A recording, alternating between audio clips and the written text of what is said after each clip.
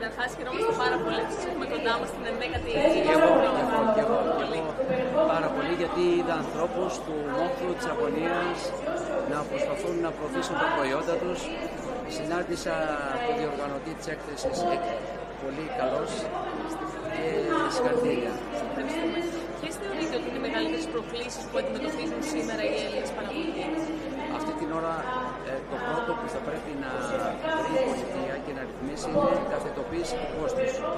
Αν καθετοποιηθεί το κόστος, τότε τα προϊόντα θα είναι ευκολότερα στην παραγωγή τους. Το δεύτερο είναι η πρόσβαση στην κοινωνία.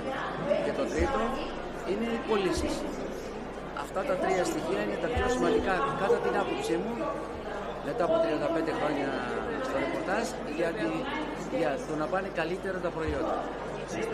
Πόσο σημαντικές θεωρείτε ότι είναι αυτές οι εκθέσεις που σήξει ο κόσμος? Τέλεια. Τόσο για την ανάπτυξη όσο και για την προώθηση των ελληνικών προϊόντων. 10 με τόνο. Εγώ βρήκα πολλά προϊόντα εδώ, τα οποία η σύζυγός μου τα έχει... Εξαιρετικά, εξαιρετικά.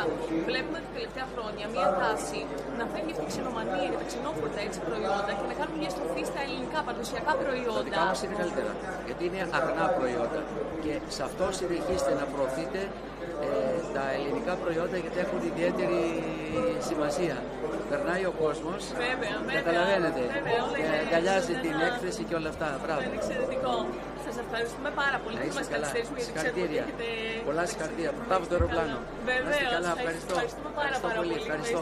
Χίλια συγχαρητήρια λοιπόν για αυτή την προσπάθεια.